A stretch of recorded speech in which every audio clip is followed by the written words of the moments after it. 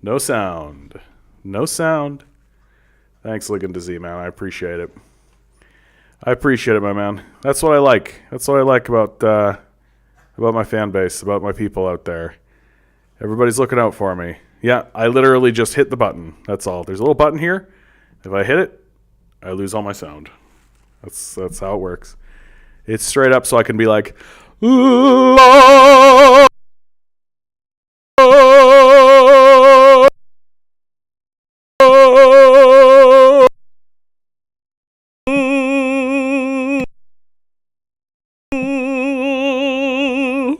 That's what it's for. I hope that didn't mess up everything. I hope that didn't make everything weird.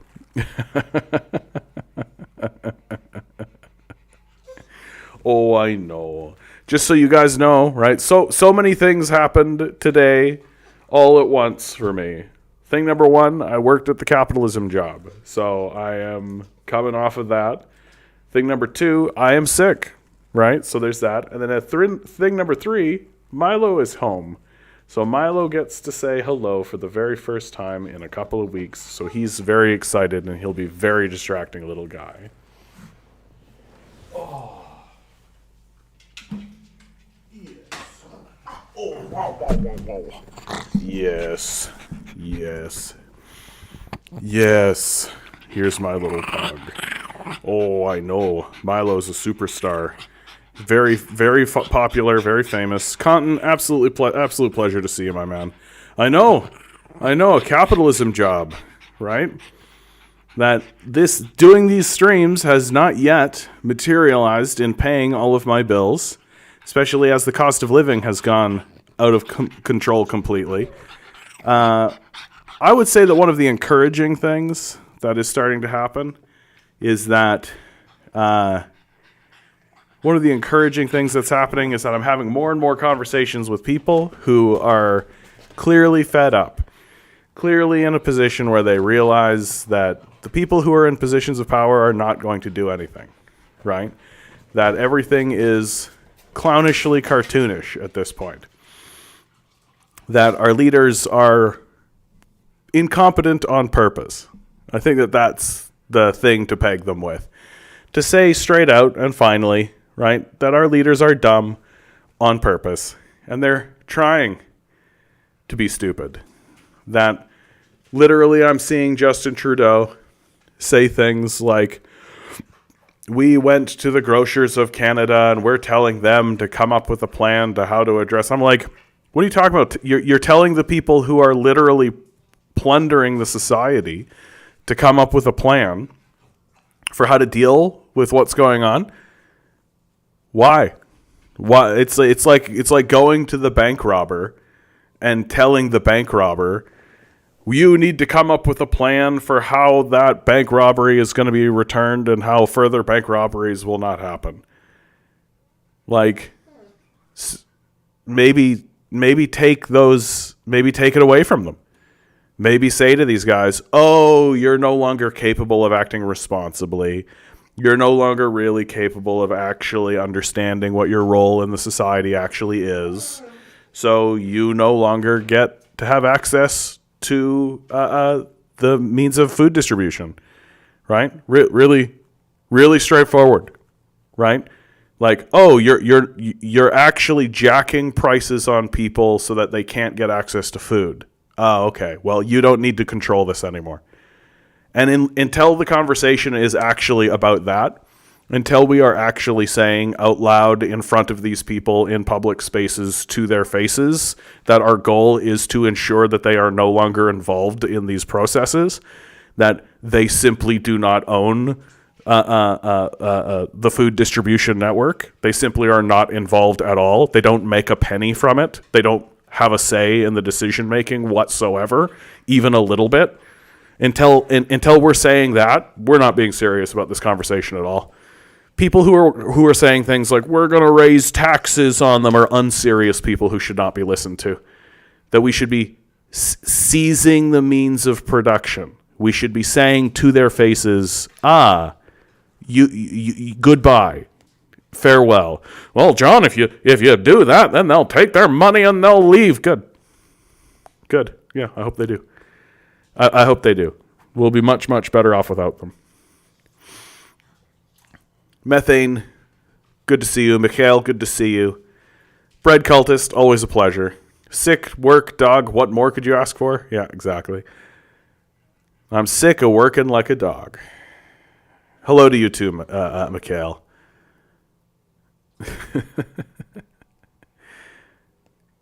Cotton says, I think it's extremely effective. It genuinely makes me actually do it. I don't even know what you're talking about. Oh, hey, yeah, make a chat poll in the audience. Did you like, share, and subscribe, guys? Make sure you like and you share and you subscribe. Hit the bells, hit the weapon, hit the dude. I'm so tired right now and sick that this is gonna be a Gong Show stream. I can already tell. This is good. This stream is gonna be such a Gong Show. And Milo is like sitting here being like, John, it's you. You're talking, John. Oh my god. Pay attention to me. While I'm like bleary-eyed and trying to read what you guys are writing. It's just like this is gonna be a tough one. So let's just jump right into to some headlines. Let's just jump right into the headlines. I know, Milo. I know. I'm not 100% spending all my time paying attention to you completely. NASA, this is from space.com. NASA confirms summer 2023 was Earth's hottest on record. Things that we said would come to pass are coming to pass. We're literally in a we're starting to get into biblical language now, right? The things we said would come to pass are hitherto and forever coming to pass. So saith the Lord your God. Scorching heat waves in North America, Europe, Asia, and elsewhere have deemed this year's summer as Earth's hottest since at least 1880. NASA confirmed yesterday, September 14th, referring to when global record-keeping of temperatures began. 2023's record-setting heat is a result of human-driven global warming and is compounded by a brewing, recurring climate pattern known as El Niño, which, as we all know, is Spanish for the Niño.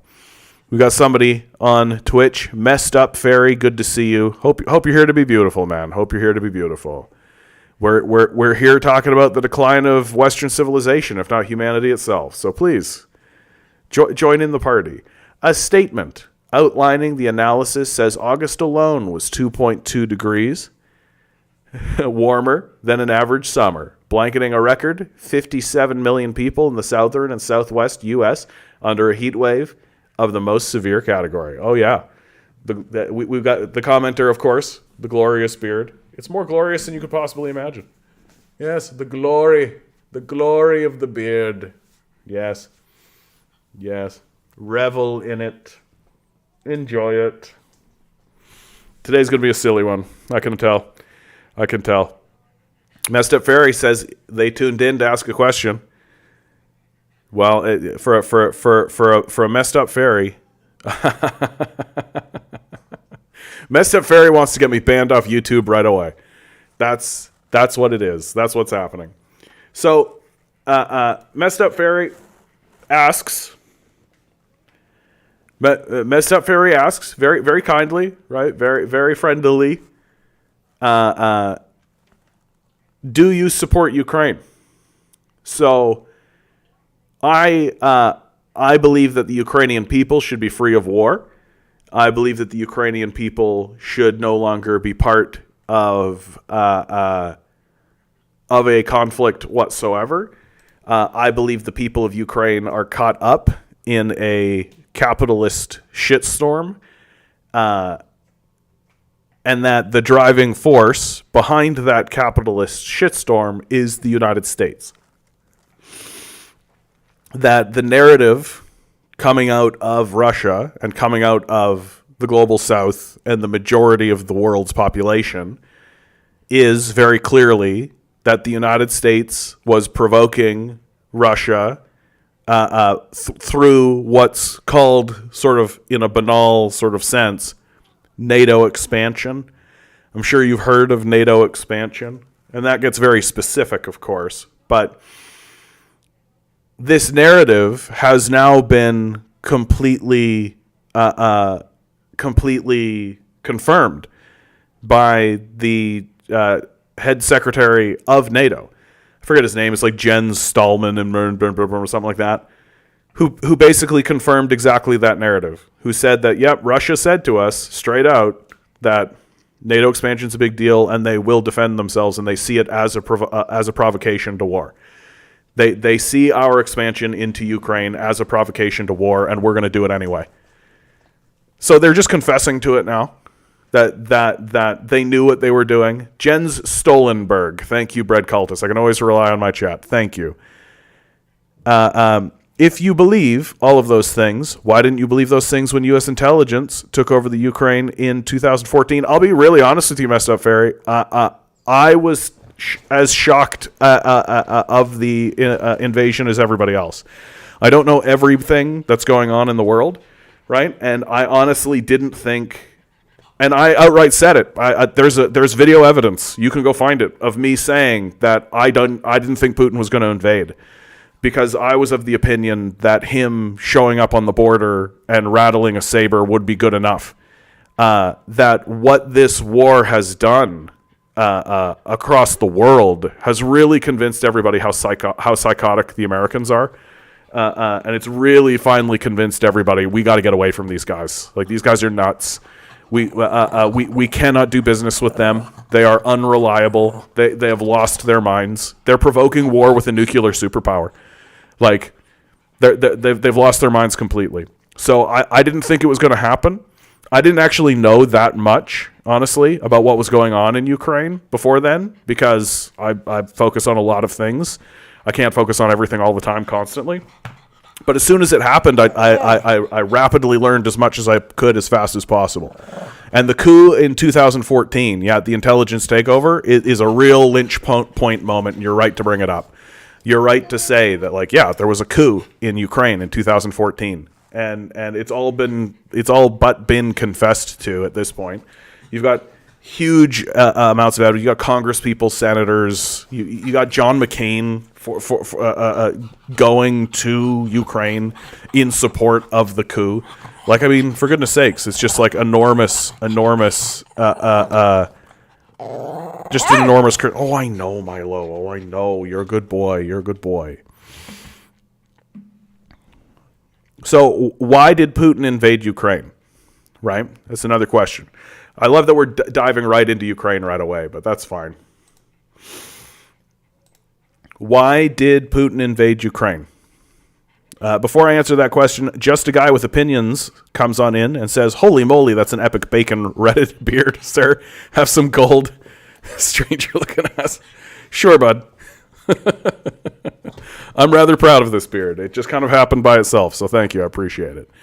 So Putin, I think the clearest answer to that comes from the Russian ambassador.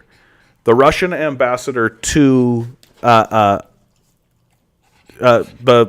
Americans' ambassador to Russia in 2009, his name is William Burns, a memo was leaked. He had a memo leaked, and it was called "Nyet means Nyet." You can find this on WikiLeaks. This is part of the WikiLeaks leaks. And in it, he explicitly said that, every Russian says that if you guys move into Ukraine and start doing stuff in Ukraine, they will go to war over it. For a very simple, straightforward reason, right? So very straightforward reason. NATO exists to dismantle the Soviet Union, and in very recent history, NATO has ceased to be a defensive alliance, if it ever was a defensive alliance, and it has become an aggressor. The destruction of Libya alone should tell you that, but there's also Yugoslavia. There's what happened in Georgia. There's Syria. The whole of the Syrian conflict, and then on top of that, just like the wars throughout the Middle East by the United States. So there's all kinds of reasons to feel skeptical, to feel very skeptical of the United States and NATO, and to see NATO pushing forward towards your border. No. So Nyet means Nyet. No, we're not going to do that. And now William Burns is the head director of the CIA. And so William Burns,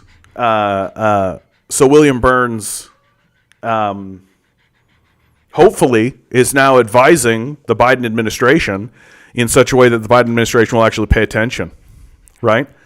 That'll actually pay attention and actually be like, okay, the Biden administration got us into this mess along with the Obama administration, right? And now we got to get out of it. And I don't think they have, like classic Americanism, they don't have an exit strategy. They don't know what they're going to do. It is going to take a changing of the guard, right? And then finally they'll change the guard, and finally they'll say they'll just pull out the way that they always do, right? Which is just leave the Ukrainians in a lurch and basically just say, okay, well, that was fun, bye, and that'll be the end of it. Oh yeah, Master Fairy, I know lots of stuff. I know about Nyet means Nyet, and the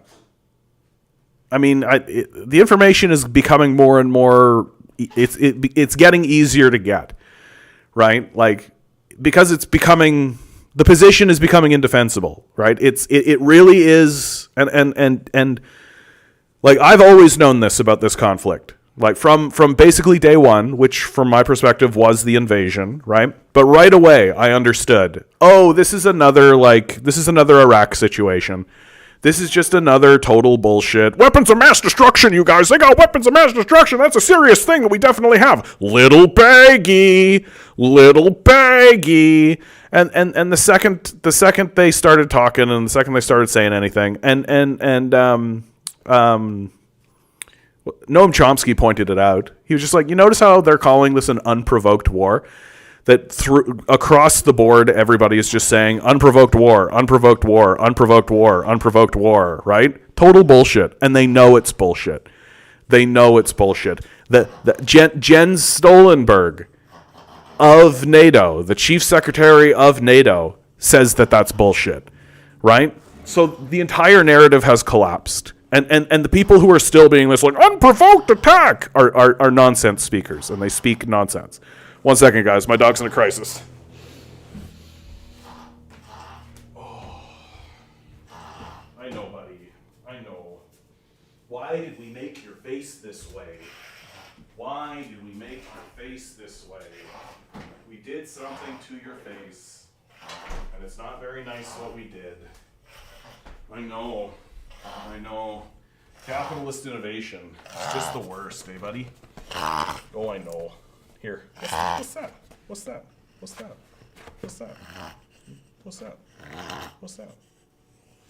Oh, I know, dude. Poor little guy gets caught in, like, reverse sneezing.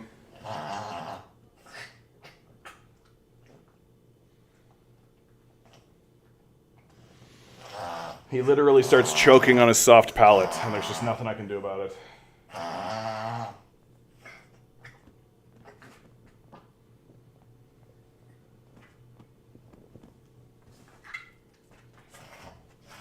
Oh, this is a bad one, guys. I'm so sorry. 1 second. Wow, what's that?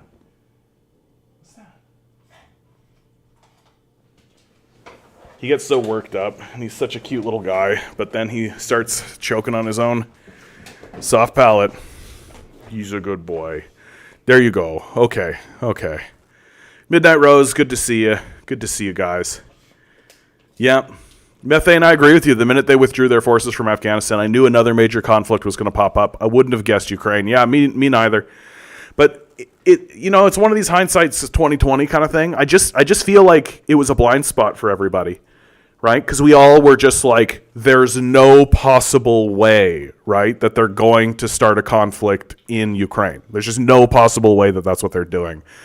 It's exactly what they did. And it was just a blind spot for me, right? I'll just speak for myself. It was just a total blind spot. And nobody was going like, John, you got to pay attention to Ukraine. John, you got to pay attention to Ukraine. Ukraine's where the action is. John, you got to, this is what it is. Like, nobody was paying attention, dude. Rachel, good to see you. Midnight Rose, good to see you. Radio, good to see you.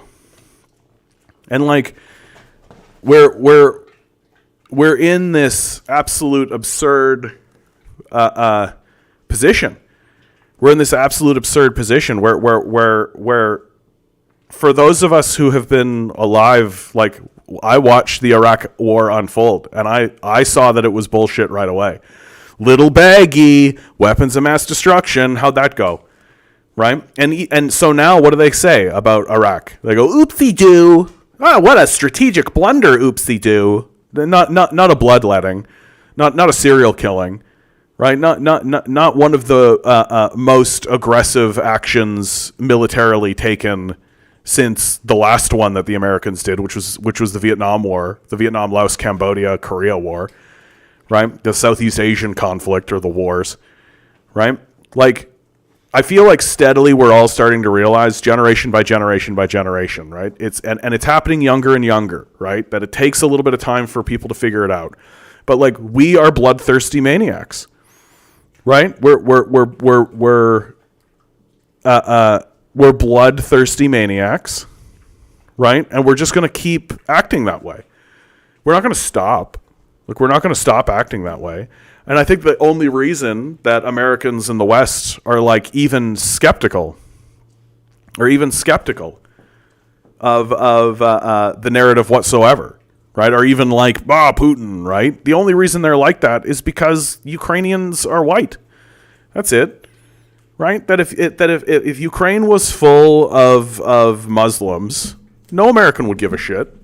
Like, no American would care, right? They don't care at all. If it's a Muslim nation, right?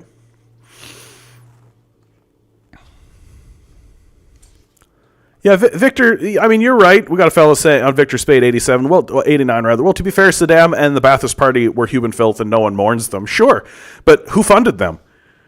Right? Saddam Hussein was a CIA asset. So, like, to say, like, but we got rid of Saddam. Yeah, Saddam was a problem that we created. Like, we have been dicking around in the Middle East for a long time. Like, the Shah of Iran was our guy, right? Like, I really do think that the worst thing that America ever did was remove education from its education system, because nobody knows these things. Nobody just knows that, like, yeah, like, America is basic. Like, it's become almost a truism now, that if there's a conflict going on in the world, that if you actually start to peel the onion back, at the bottom of it, you find the CIA. It's just what's going on now. And you say this to normal people out in the world, and people go like, "Wow, John, you sound like a crazy person." And then you're like, here's the CIA literally confessing it. Here's a literal CIA document where they literally say, these are our plans. We're going to bribe these officials. We're going to cause a coup. We're going to do all that kind of stuff. What a kooky nut you are, John. With your facts and your evidence and confessions. Like, people just don't want to believe it. It really is just like a but daddy wouldn't do that kind of mentality that's taken over the public.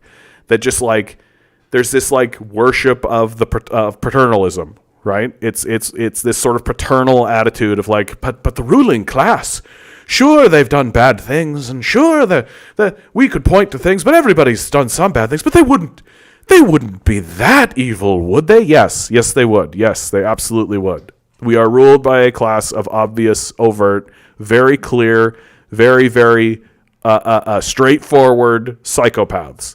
And as soon as you acknowledge and recognize that, as soon as you actually put it into your consciousness, okay, these people are ruthless psychos. There's no bottom.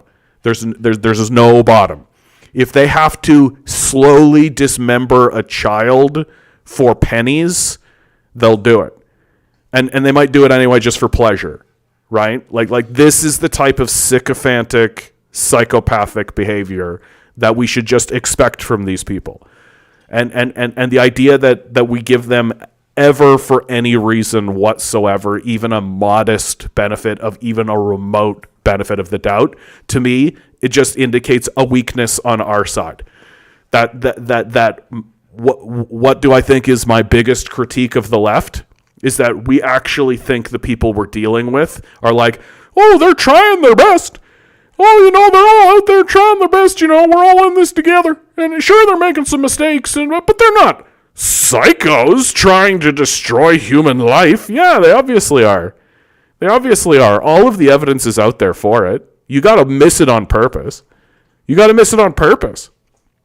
Right? You really got to put your head down and just pretend like the ruling class are actually interested in helping to avoid the looming and overwhelming evidence that if it made them a penny, they would hang you. Like, yep, climate change scares the hell out of me. My background is supply chain. People don't realize how fragile it really is. Oh, yeah, man. Like, Victor, I've been saying it for a year now. I think you could go back and watch my stuff from about a year now. We're heading for a major balkanization moment. We're heading for major moments where the United States is not going to be able to recover. Like, we are a fragile nation, and there are no people in the system whatsoever that are actually interested in maintaining this sort of illusion of America, right? That it's all about money for myself. That's it. Yeah, there will be food shortages, food riots. Don't forget about water, my man. Don't forget about water, right? I think the food issue is going to be one thing, right? And people, the global South is doing everything it can to secure its own food supply chains and to move off of our supply chains and our food supply chains to kind of localize food distribution to try to make everything a little bit easier to get a hold of. But water, like, what do you do? What do you do about water? And my absolutely favorite thing, something that we're going to look back on, and it won't be too much longer. We're going to look back on bottled water, and we're going to be like, oh, this bottled water thing was just psychotic. We'll look back on that as like pregnant women drinking alcohol, like pregnant women smoking, doctors smoking while they talk to pregnant people, like that kind of thing. That we're just like so obviously dumb, like so obviously doing the wrong things.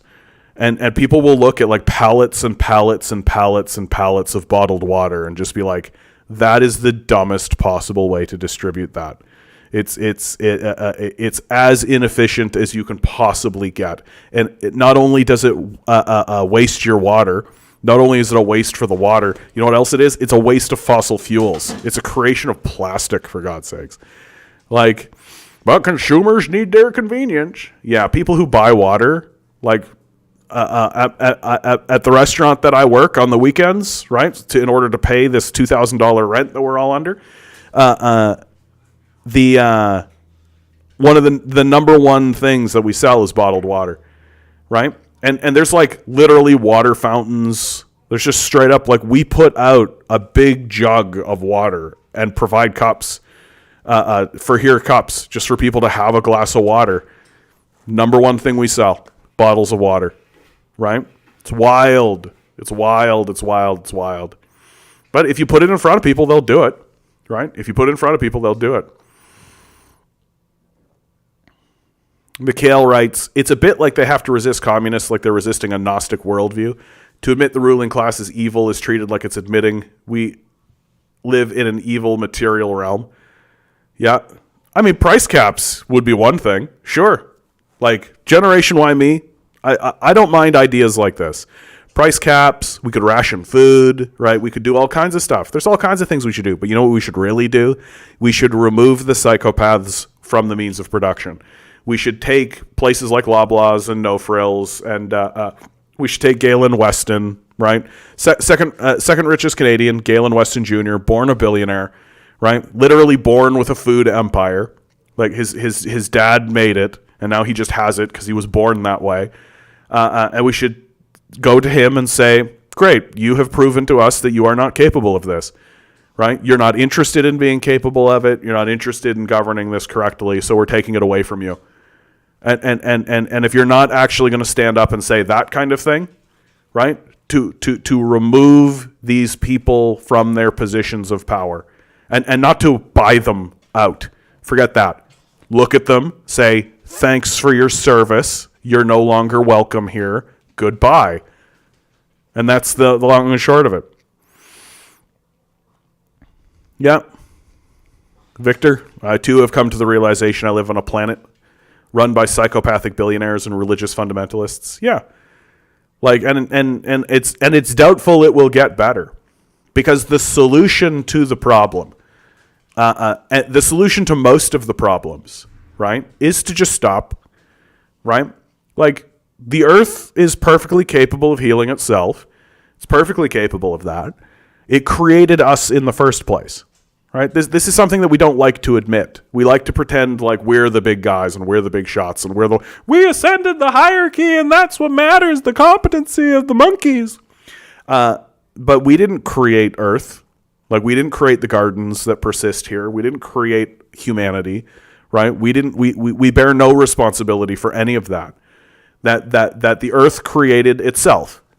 It is as it is because it did it itself, and it's perfectly capable of healing itself. Thank you very much. That we don't need to invent anything. I think the biggest scam going on today, I mean, outside of capitalism itself, but the biggest scam within the system of capital is the idea that, oh, we'll do carbon capture. We're going to sell you a product. We're going to sell you a product in order to solve the problem that we created through doing what? Selling products. That everything revolves around our superpowers, our ability to have and use and wield superpowers, right? Yeah, we can't produce our way out of it. That the solution is to cease production. The solution is to stop. Is to lay down our toys, is to take the toys and put them in the toy box, is to look at the people who are the major polluters and say, if you continue polluting, we will put you in a jail cell. At bare minimum, we will put you in a jail cell. And it's not a fine, not a slap on the wrist, not a warning. We will literally send people to your house and we will arrest you and we will put you on trial and we will put you in a jail cell. And until we're actually talking that way, we're not serious about climate change at all. And until we're actually saying, yeah, the ExxonMobil executives who literally spread a disinformation campaign into the society should be in jail. That it's not an issue of free speech. You don't have the free speech to plan like a coup. You don't have the free speech to plan rounding up groups of people. You don't have the free speech to be able to do that kind of stuff. It's not free speech, right? That the people who are in the positions of power with the most power and the most knowledge literally said out loud in front of all of us, we've got all of the evidence you could possibly want, that we're gonna lie to people about climate change. Why? Because it makes us more money, and by the time it's an issue, we'll all be dead anyway, so who cares? Like, these people get off on spreading human suffering. Like, that's the bottom line. They get off on it. Well, and it's because, of course, there's a total serious lack of urgency by our leaders, right? They're in the same, like, you think Joe Biden actually cares? You think Joe Biden cares about climate change? Joe Biden's like, well, I got 2 feet in the grave, and I'm basically covering myself over with dirt right now. Am I the guy that's actually going to put up a big fight? Am I the guy that's going to stamp my feet and actually say, hey, let's take on ExxonMobil. Let's take on these guys. No. And neither is the guy behind him or behind him or behind him or behind him. And eventually it is going to come down to the classic sort of John Milton statement that comes out of the mouth of Lucifer, that it is better to rule in hell than serve in heaven. That will be the position of the psychopath class. That they will look at the society and they will say, I think it's okay if all of this burns to the ground because I will be the king of rubble.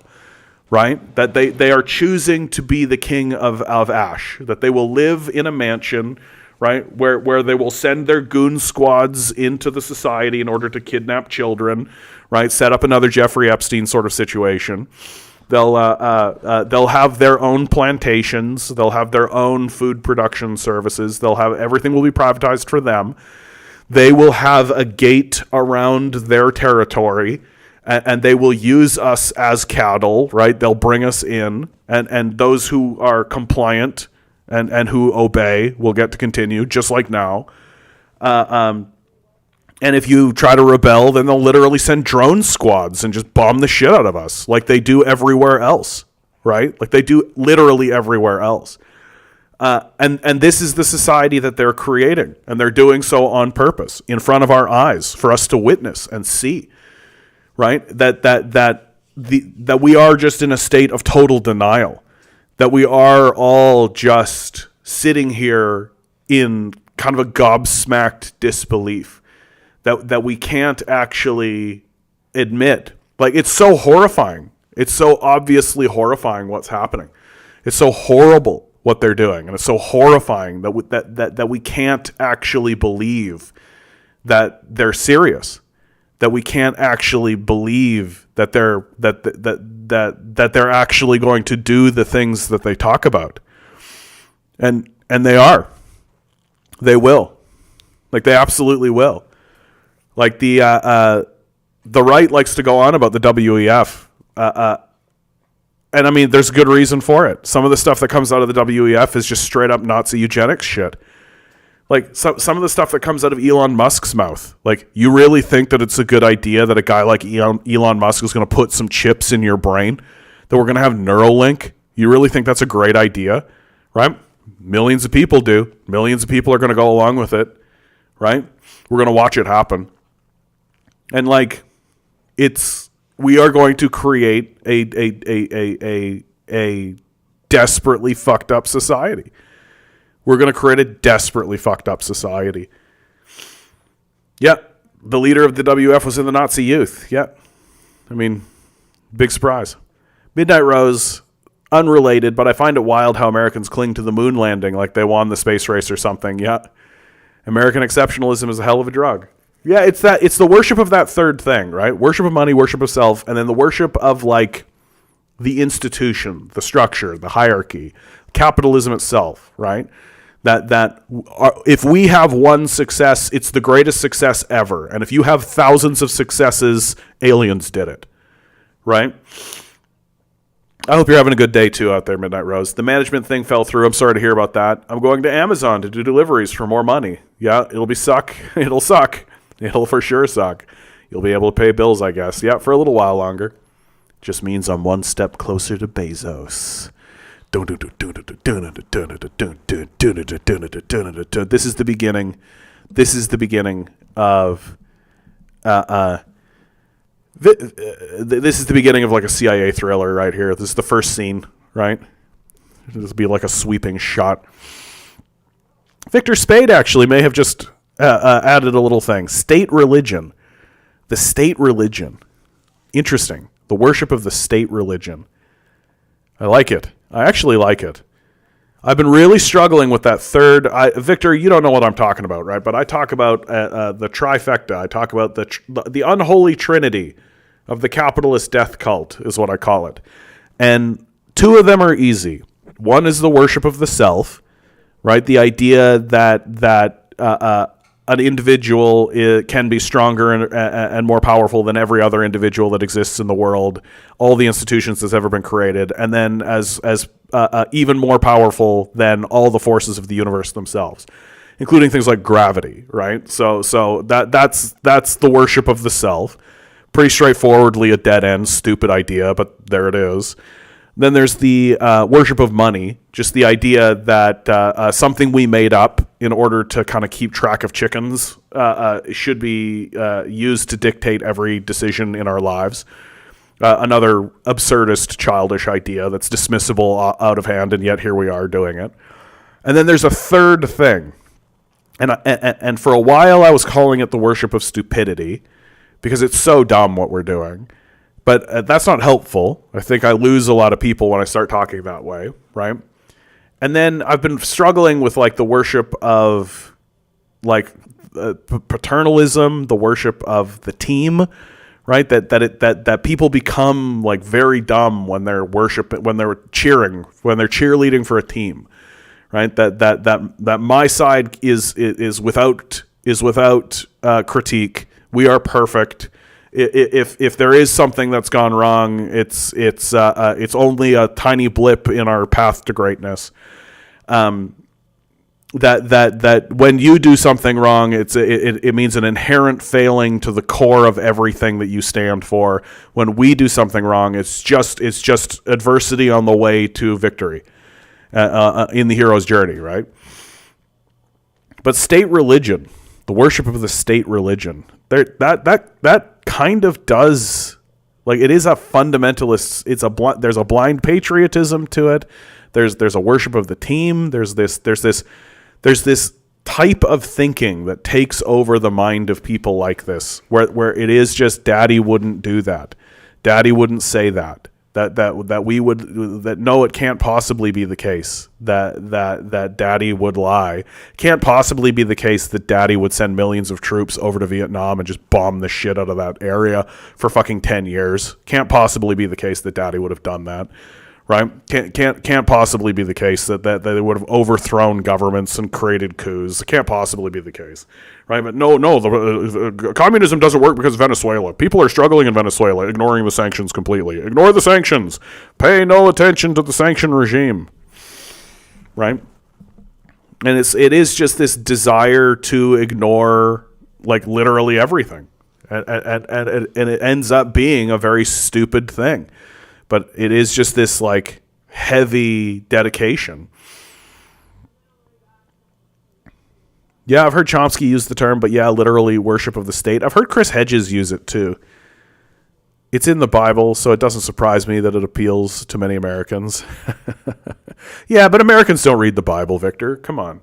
If Americans read the Bible, they would understand that Christ is a communist, right? They would understand that Christ is a radical figure that fights against the authority and the power of the state, right? They would understand that the story of Christ is that a good man stood up to defend things like the poor, people, to defend basic human rights, right? To say that, hey, if we just care about one another, right? If we care about one another, watch each other's back, pay attention to one another in order to help one another, right? Like, what's the great commandment? What's Christ's great commandment, right? Love your neighbor as yourself. And it doesn't say love your neighbor as yourself unless he's black or unless he's gay or trans, right? It says love your neighbor as yourself. Period. Full stop. We're good. Right? And if Americans actually read that book, which they don't, they would understand that they would be despised in Christ's eyes. Right? Yeah, Christ is unironically too woke for some Christians. That's right. That's right. John, Americans don't read at all, especially not the Bible of all things. But if we can have someone else who claims to have read the Bible tell us things, it's okay. Yeah, except they usually haven't read the Bible either, right? If they have read the Bible, my favorite thing is when you get frauds like Peterson, right? Saying that I read the Bible and here's my analysis on it and all this kind of stuff. And he'll talk about literally everything except the fact that Christ was walking around being like, give your money to the poor.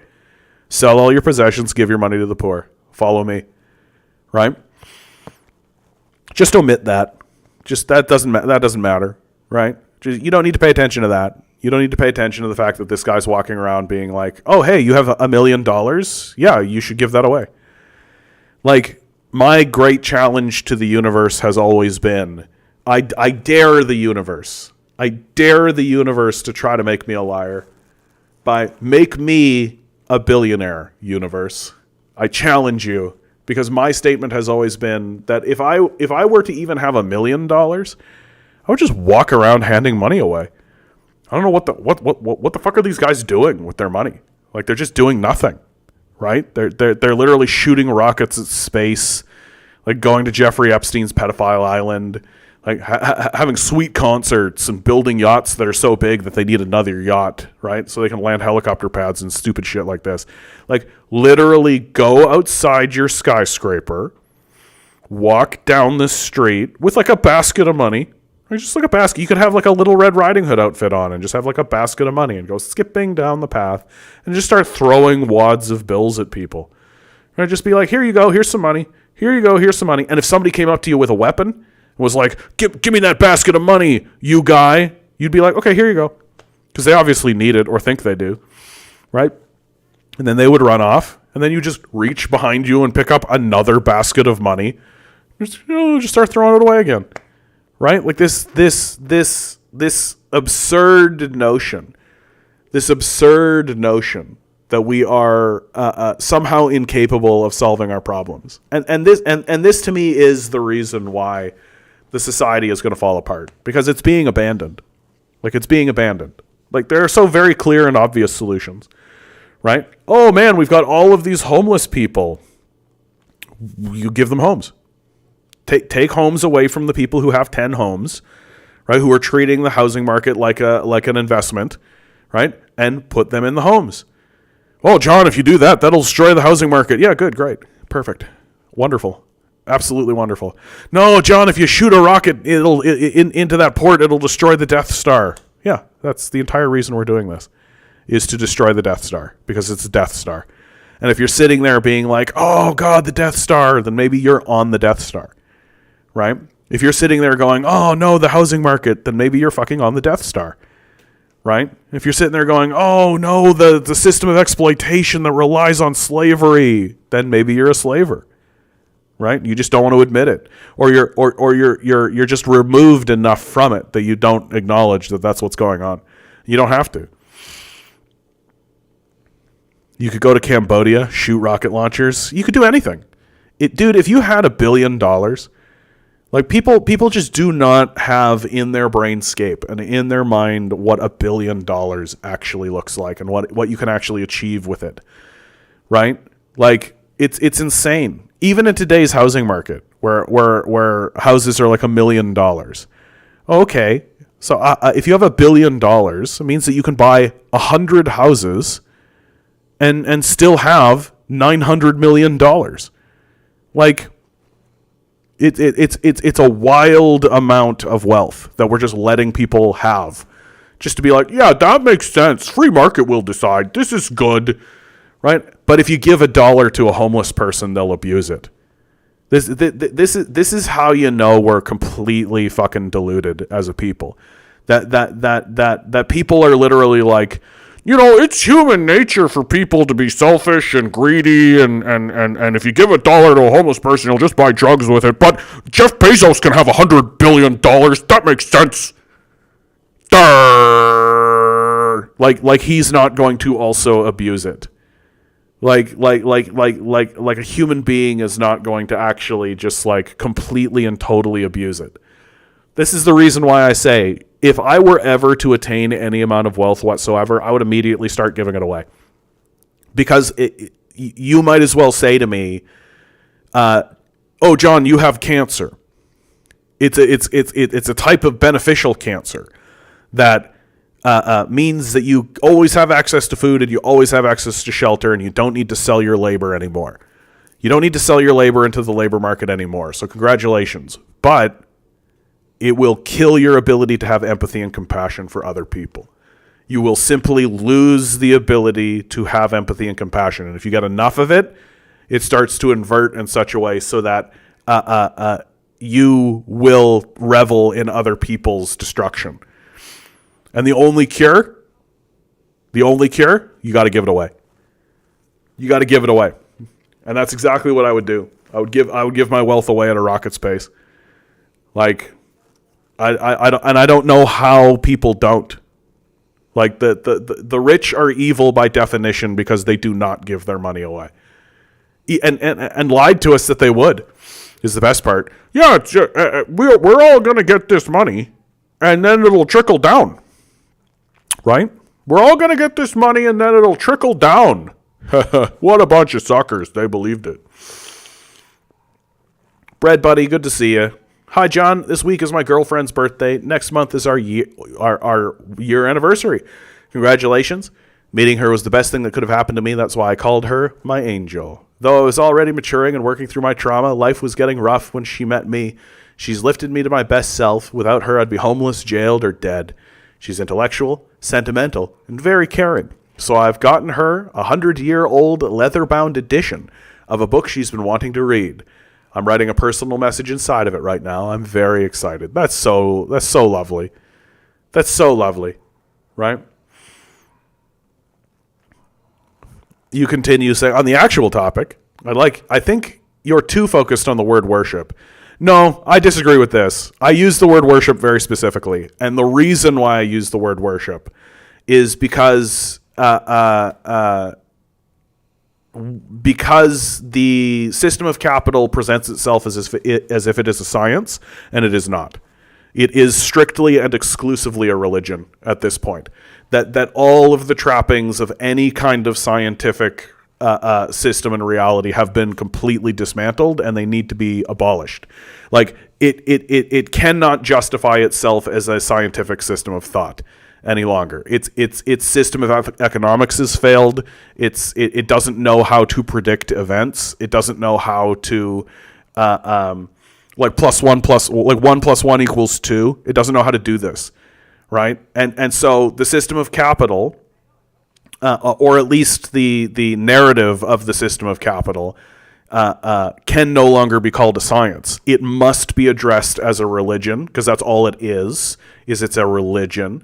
It's a religious ideology. It's a state religion at this point, that proffers its, and the defenders of capital treat it that way too, right? What's their most recent thing? They've got hack losers like Bill Maher saying stuff like, oh well, capitalism is human nature, right? Capitalism is just human nature. Capitalism's human nature, eh? Like that sounds like a religious claim. That sounds like an argument that would come out of the mouth of, like, I know that Jesus Christ, he lives in my heart, and Jesus Christ is here on earth with us right now. We just need to believe in him, and it's in the nature of humanity to believe in the Lord Jesus Christ. And those who don't believe in the Lord Jesus Christ are heretics and shall be smoten down in the end times, in the end of days. That's kind of like where we're at. Right? Like, it's where we're at, basically. We're in this sort of situation where we're being inundated with, like, hacks and losers. What, in biblical terms, false prophets. Just losers. People who couldn't even really define what the system of capital even is, and are disinterested in defining the system of capital, because if they did, if the words came out of their mouth, they would realize almost immediately, and everyone else would realize almost immediately, that they are the amongst the evilest people to exist. Capitalism is a class system where there are two classes, right? One is an ownership class. The other is the class that is exploited by that they have to sell their labor in order to get access to food and shelter. They've got to deal with this dumb bullshit. They got to deal with all this kind of stuff, right? But you can't actually acknowledge that. You can't actually say, yes, capitalism is a system in which there are people who have assets and there are people who do not, and those assets are actively withheld from the people who do not, so that they'll sell their labor to the people who have assets. Because if you actually said that and then attempted to defend that position, everyone would recognize very quickly that you're just a slaver. Like it's very, very straightforward, right? Like, and it's the reason why they won't talk about it. It's the reason why they won't bring it up. It's the reason why no. And so Bread Bunny, the reason why, Bread Bunny does continue looking for the avoidance of vulnerability in less graceful terms. The stupidity you talk about is called denialism. Yeah. A natural dissociative mechanism used to protect oneself from crushing truth. Yeah. I think that's true. Like, I think that's true, but I very specifically use the word worship to put the sharpest edge I can on it, without being actively belligerent or insulting. Like, it's a religious ideology at this point, and I use the word worship on purpose, specifically to make that point very clear instantly. So I don't need to fuss about. You know, like, I understand where you're coming from, right? Yeah, the fact you're talking about people's obtuseness is not religious. It's a mechanism that every brain does. It will choose not to see something that it's critically afraid of. It's a lack of awareness. Yeah, I mean, I don't know, dude. Like, I agree. I'm still going to do it. And my reasons for doing it, I'm pretty happy with. That I don't really have a reason to call it anything other than worship, and if that offends people, then that's worth talking about. But I'm not going to stop that, because it's a religious ideology. Isaac, Russell Brand now being targeted. Yeah, but come on. Like, we all knew. Like, you're telling me that Russell Brand from 2010 wasn't just groping women? Come on. Come on. Like, if you ask me, Russell Brand should have been the one to get ahead of this, right? Russell Brand should have been the one to get ahead of this. That he should have been the one to come and go to those people and talk about it and bring it forward and do all that kind of stuff, right? Like, because people like to create the narrative that, oh, Russell Brand, he's grown so much. And I think Russell Brand tries to create that narrative of himself that he's grown so much. And there's all, and maybe he has, right? And maybe he has, right? I'm not taking that away from him. But let's not prepare. Let's not pretend, rather. Like, let's not pretend that Russell Brand was always this like guru type saint sort of person walking around being like, you know, lads, you got to watch out for pornography. It causes problems. You know, that we all gotta look to ourselves and look deep inside of ourselves, find the spiritual side of ourselves, like all that kind of stuff. That's not who Brand used to be, for sure. That, and you can see it, like, it's so obvious. Like, the guy comes out into every single interview I've seen wearing a shirt that's like low cut with his dick basically swaggering all over the stage, flirting with any woman who has a modest amount of attraction. And you're telling me this guy's not just like screwing around and doing some inappropriate stuff? Of course he is. Like, of course he is. Like, it's like all over him. John, play Lies of P. Voice acting is great. Story is decent. Gameplay is fucking jam, smooth and clean. I've seen some of it, and I'm intrigued, but I'm still so deep in Baldur's Gate, dude. I'm still so deep into Baldur's Gate. I'm literally on my third playthrough, and I think that this third playthrough may finally be the playthrough that gets it all the way out of my system, because I did one playthrough kind of just as myself, just making decisions like as myself. And then I did another playthrough as like literally a psychopath. They give you this option. You can just be a psycho. And you're like, okay, cool, I'll just do that. And you go through and you finish the game that way. And now I'm going through the game as a character who is straight up going to interact and talk with everything and say yes every time.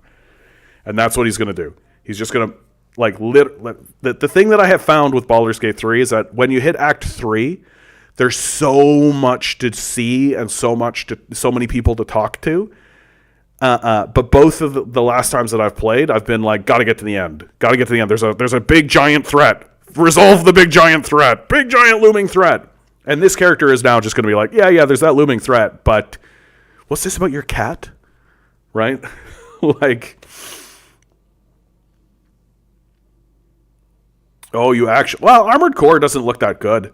Like, I get why people would like it, but Armored Core to me looks kind of like play Hades instead, you know? Like, Armored Core is basically just like, big giant robot, you fought and you died, and now you got a bigger robot, big giant robot, you're doing robots really well, you want to go fast with pew-pew guns, now you blew up and do it again, you want to be a big tank shooting rockets, do it again, that's Armored Core 6, right? And if that's what you want, then great. Then great, right? But if you're looking for like a story, the story is giant robots fighting other giant robots fighting other giant robots fighting, and that's it. And there's nothing wrong with that.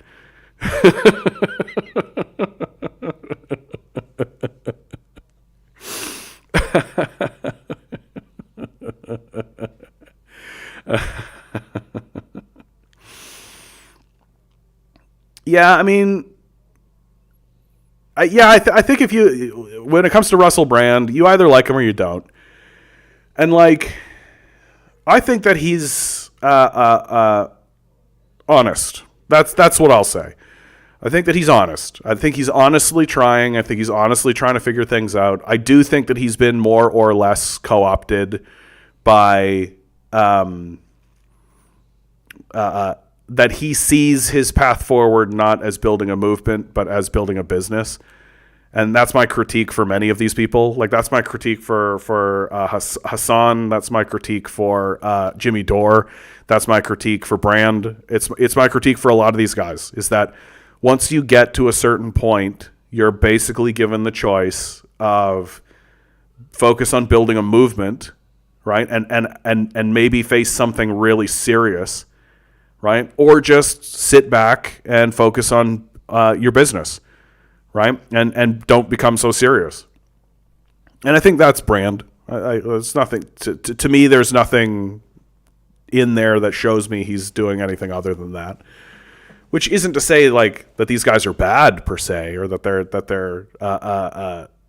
they're negative. But I just think that like someone like Russell Brand, for example, like he presents himself as this like guru kind of guy. Just like, but he's not, right? He's just like a goof trying to figure it out, right? He's just old now, and so he's got some thoughts.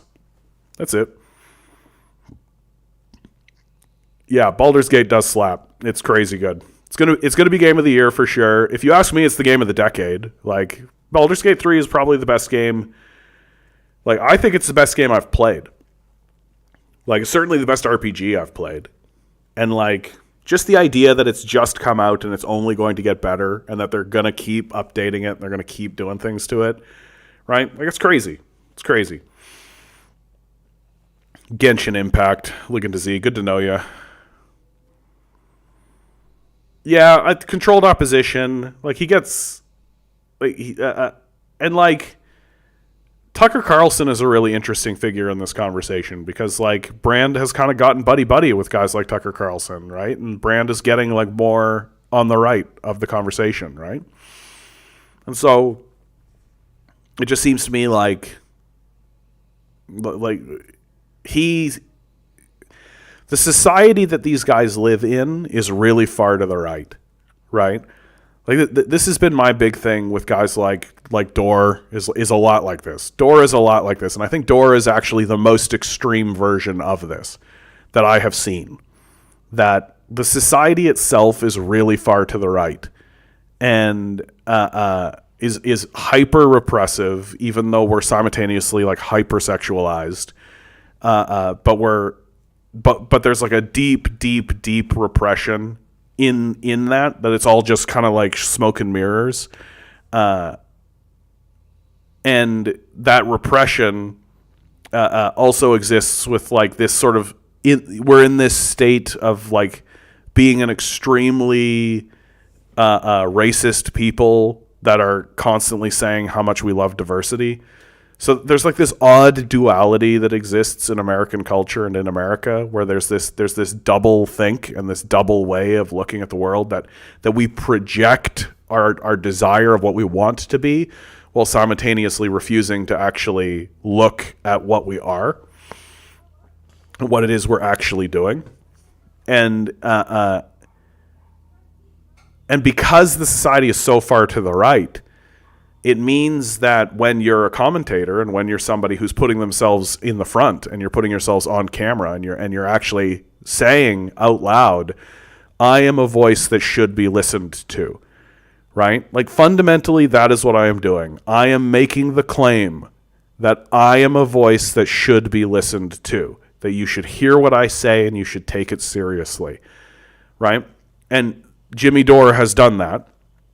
But when you do that in front of a group of people, they don't just sit there quietly, right? They give you information back, and maybe they even give you money, right? And if people give you money, you're going to be more interested in playing to them, right? You want to play to the audience that's actually paying you, because you need food and you need shelter and you need to eat, and it's all tied into it. Right, and wealth and wealth comes with power, and you can get on that number, a high number equal good type of thinking, really easy, like really easy. And all it really takes, and I think we all watched Jimmy Dore go this way, where the people who were coming around him, and I think this happened to Brand as well, were essentially on the far right. Because the entire society is on the far right, and because these guys are not actually rooted in real theory. they're not actually rooted in anything that's meaningful, right? They've never really read the Communist Manifesto. They've never really connected at all with Das Kapital. They don't actually know the writings of Lenin. They don't know any of this stuff. So they're not actually rooted in the theory. So they don't know what to actually say when things come up. They're just riffing for the most part, right? They're just riffing for the most part. And as they've been riffing, they've just steadily been spiraling more and more towards the right because that's where their audience is. And if we wanted to see those guys pull themselves back over to the left, then they would have to plant their feet on something serious, right? But they're not doing that, and they're not going to do that, right? And so I guess at the end of the day, this is my big argument of saying that it's important to read, and it's important to actually have theory. It's important to actually have like a position that you can state. You can say out loud what your position is so that that position can be challenged and then you can defend it, right? Like, and I think that's what gives commentators credibility, is that you have a moral position and there's a moral center, that there's a linchpin to your way of thinking. You guys who listen to me all the time know that I talk about this all the time, right? There is always a linchpin, and you should always be searching for the linchpin. That you can have all this conversation over on the side and all this kind of stuff all around, but you should be looking for the linchpin so that you can go to that linchpin, grab it, and see if you can pull it out. Because if you can pull the linchpin out, then the entire thing falls apart, right? Joe Rogan has one of these. And let me be clear, right, is that I think the simple stating of your linchpin, the simple, here it is, this is your linchpin, simply stating that, I think gives you a lot of credibility because you're putting yourself out there to be challenged. And Joe Rogan's linchpin is good speech beats bad speech. That's his entire linchpin. That's why he feels completely justified platforming far-right fascists. That's why he feels completely justified platforming Nazis, right? Like, that's why he feels completely justified in that, because we need to air those conversations out because good speech beats bad speech, right? And so I give him credit for stating that out loud, and he means it, right? It's not true. Right? Good speech does not beat bad speech. It's not true. It's observably not true. You can see it not work in real time right now, right? But it's a position, right? It's a position that he's defended, and he said out loud, which puts him ahead of a lot of people, and I think gives him a lot of credibility, and makes people like him, right? So, and I have also heard Russell Brand's, and I've also heard Jimmy Dore's. And I think that if you're unwilling to even talk about what's the center for you? What's the center of your ideology? Then you're not credible, because you're just willing to go wherever the wind blows, and you're willing to do whatever. Like somebody like Donald Trump. Like Donald Trump doesn't have a center. There's no linchpin. The linchpin is him. He's the linchpin, right? That at the end of the day, it's because I want to. It's like, okay, oh, you want to, okay. Like, that's it. So that's you don't need to defend that position. That's just your position. It's not very serious, but it's what it is. And if good speech beats bad speech, why is he constantly giving bad speech a place to fight from? Does bad speech need to be heard when everybody knows it's bad? Well, and then also there's the other side of it, and you can see this most clearly in the trans conversation, right? Like Joe Rogan has never platformed a trans rights activist, right? He's never done that. Like, he could get a trans rights activist. He could get he could get Caitlyn Jenner, right? Like, he could get the most prominent trans rights activists that exist in America for sure on his show. He could easily do that. He could approach them. He could talk to them. He could bring them on. He could have a frank discussion about trans rights and about what's going on in that conversation, and really shed a lot of light from that position. But he's never done it. So it's all great and good to say that good speech beats bad speech, but he never platforms the other side, right? He never platforms the other side, specifically in that conversation, I've noticed. And so, You lose a lot of credibility if you're not willing to adhere to your own standards, right? Or if you believe it's someone else's responsibility to platform the other side of the conversation, which, I mean, Joe Rogan's reach is he talks to 11 million people a night, right? Like, nobody else has that kind of reach right now in the conversation. He's got the biggest bullhorn, for sure. He's got the biggest bullhorn. And it's wild how it happened.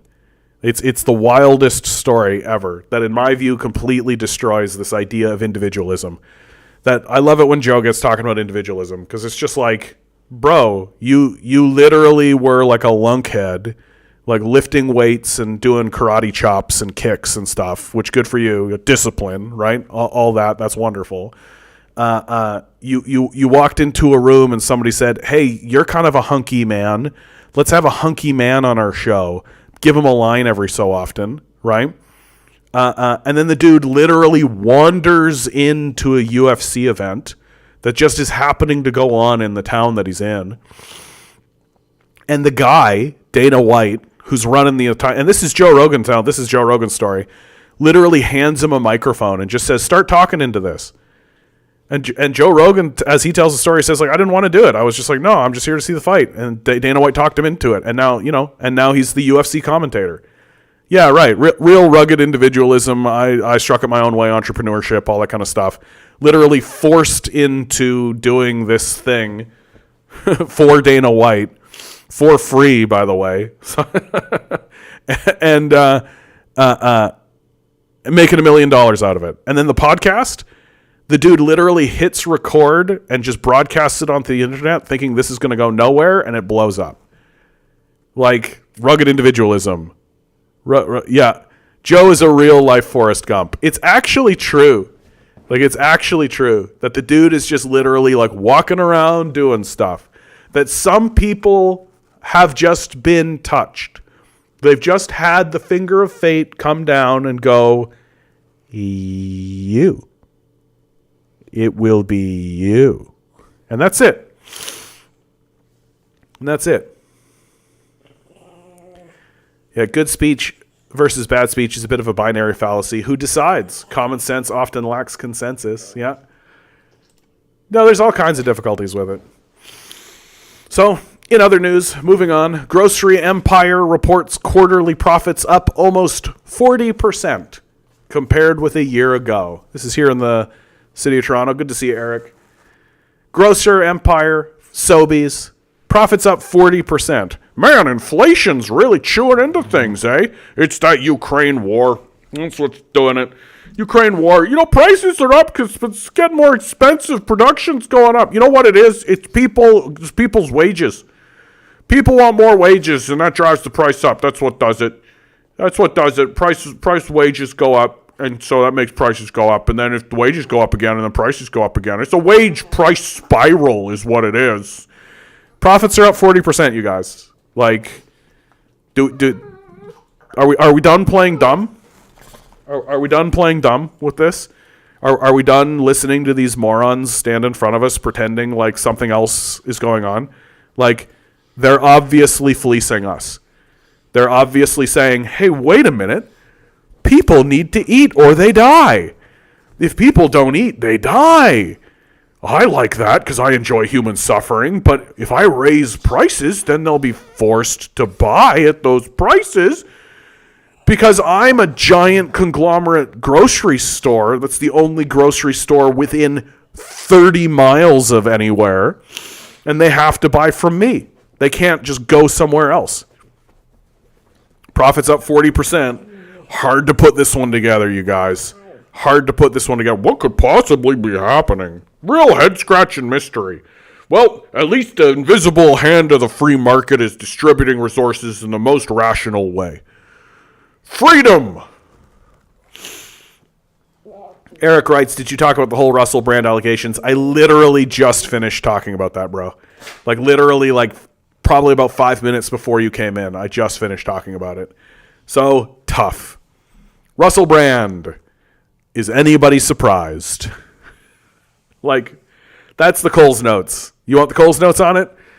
Wow, Russell Brand embroiled in a sexual misconduct allegations. He did some untoward things with women in his life at some point. No, that doesn't sound like exactly the type of thing I expected from Russell Brand. Like, is anybody like when the accusations came down for like Bill Cosby, there was a period of time there where I was like, nah, I don't believe it. I don't believe it. I don't believe it of Bill Cosby. And then it continued, and I was just like, okay, probably somebody. I think that's like a Chappelle bit, isn't it? Like Dave Chappelle. I mean, he probably only raped about 12 of those women, right? Like, but with Russell Brand, yeah, seems like a useful distraction story for the media. Also seems like a good thing to throw in the way of somebody like Russell Brand, right? I don't think the legacy media is too happy about what's going on. I don't think that the legacy media is too happy about what's happening, right? I don't think they're happy that there are voices like Brand, and I don't think they're happy that there are voices like Rogan even. I think that the legacy media is looking at these guys and being like, this is a real problem. Like, you've got these completely unaccountable, loose cannons who can say anything they want to a wide audience, and there's almost nothing we can do about it, right? Like, you can't really do anything about these guys, is the thing, and so the system is responding, right? That the system is responding, and they're trying to get rid of the ones that exist. They're trying to push the ones that exist out, and they're trying to make sure that they never show up again, and that if they do show up, there'll be a version that's amenable to them, right? Like that's what they're trying to do, and if they can make it like Ben Shapiro, if they can put just like a Ben Shapiro in front of us and have us all go like, oh yeah, Ben Shapiro, he really nailed it. You know, he will. Methane writes, never mind Brand. What about Danny Masterson, Kutcher? I don't know anything about this dude. I don't really pay attention to like celebrity politics, to be honest. I'm like, okay, the 70s show people. Eric writes, by the way, I put that video of that Australian CEO in a conservative forum. So this is in reference to Tim Gurner of the Gurner Group saying that we need to increase the suffering in the economy. He wants to lay off 40 to 50% of the labor market in order to basically punish arrogant workers, right? Remind them who they work for. These are like direct quotes, and more evidence that the society is just gone psychopathic. Okay. This Christian dude replies saying that he thinks he finds it hilarious that a socialist complained about a CEO. I wish these guys would just admit that they don't know anything. Like, really, I just wish that they would finally admit and just say out loud, you know what? For all the talk about communism and all the thinking about socialism and all that kind of stuff, I don't really even know anything about it. Yeah, maybe I should learn something about the subject before I actually stand up and have an opinion about it. I don't know, it's sort of, don't you think it's kind of weird that socialists who are constantly saying things like seize the means of production and increase wealth for the workers would be against CEOs? It seems odd and unusual to somebody who doesn't know anything about what's going on. Ha-ha! His argument, this is going to be good. I can already tell. What's his argument going to be? It's going to be something along the lines of like CEOs are at the top of a dictatorship system, that they are the owners of top-down tyrannical dictatorships, and socialists and communists love that. All right. His argument is that the government provides jobs. His argument, does the government provide jobs? And I don't understand the Bible because Jesus didn't hate anybody. It just sounds like nonsense. To be honest, I just came after watching the documentary of the allegations. They're pretty damning, to be honest. Yeah, of course they are. Look, dude, like, all you got to do is like go back into your go back machine and take a look at who Russell Brand was 10 years ago, and you'll be like, yeah, that dude was groping women. Like, pretty obviously. Like, I saw it. I saw this guy. He, like, would walk on to Conan, and I would just be like, yeah, there's a guy that gropes women, right? Anybody disagree with this? Like, very straightforward. I think the timing is interesting. That's the only thing that is interesting in this, is that it's just the timing of all of it. But it was probably going to happen one way or the other. I'm surprised it took this long.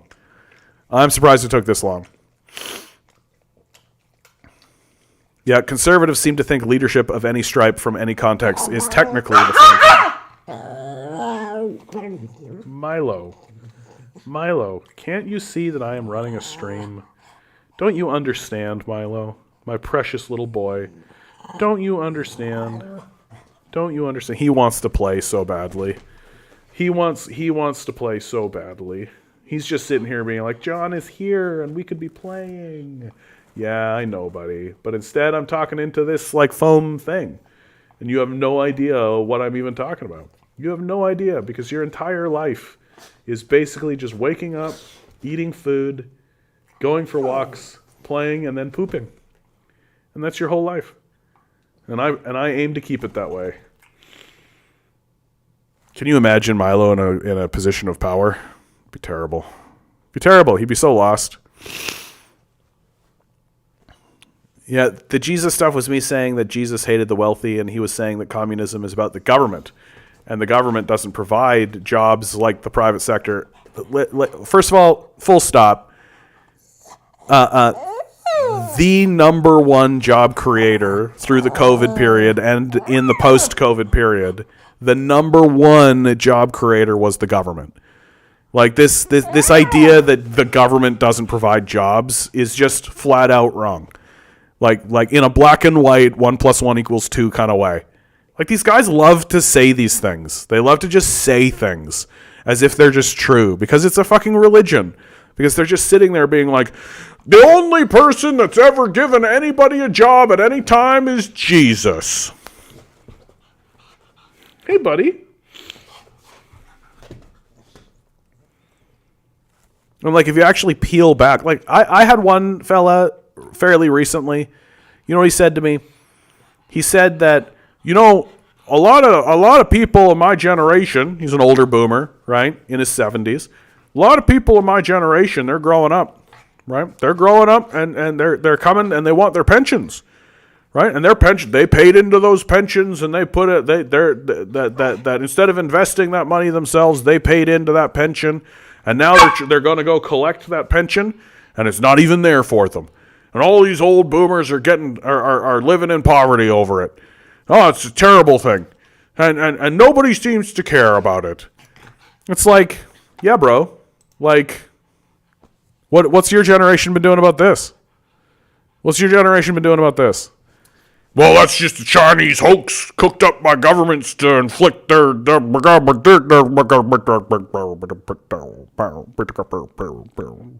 like, I didn't really have the heart to say to him the thing that I wanted to say to him, right? The thing that I wanted to say to him, which is that, look, if you abandon a group of people, they're going to abandon you back. That's the long and short of it. That if you treat a bunch of people like living garbage, and if you deny reality in front of them, and you pretend as though their needs are not important, right?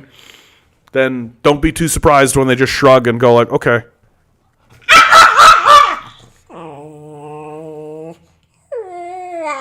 Milo, I will play with you. You need to stop barking, though, dude. Yeah, that's right. Nope.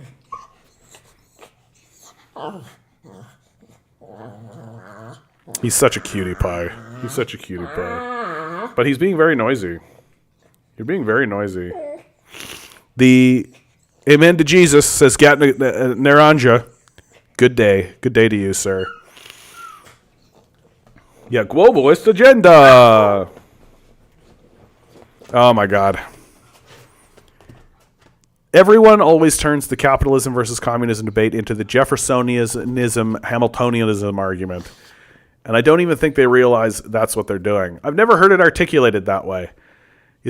I don't even really know what you're referring to. Is it the government good or bad argument? Is that basically what it comes down to? Is that what you're talking about? That government good, government bad, right? And I mean, if you're a slaver, of course you think the government's bad, right? Because if your whole goal is to exploit everybody around you and enslave populations for your own benefit, right? You don't need any external force coming over and saying, you can't do that. You can't do that, right? So of course you're going to be against government power because you don't want people to be able to galvanize an institution to be able to turn against you. You want to be able to do what you want. And even if that includes just like sending a military overseas to bomb the shit out of people, even if that includes like literally enslaving local populations, right? Government is bad because they actually believe in things like rights. Yeah, the problem with rights is that if you give some people rights, you take rights away from other people. Yeah, the right to enslave other people. That's right. Correct. If you say this person has the right to life, then that means that you lose the right to enslave him and murder him. Correct.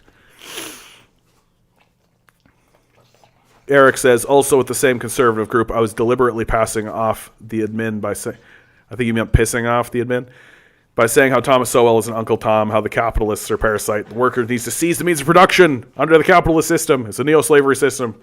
How conservatives continuously revise history to fit their narrative. Yeah, like, I mean, but my farming tools, but if I take my hammer. Like, we've got enormous multinational corporations, right? We're like, I just love the mindset that says, I am against big government, but a single individual owning a corporation that's larger than the GDP of our entire nation is fine.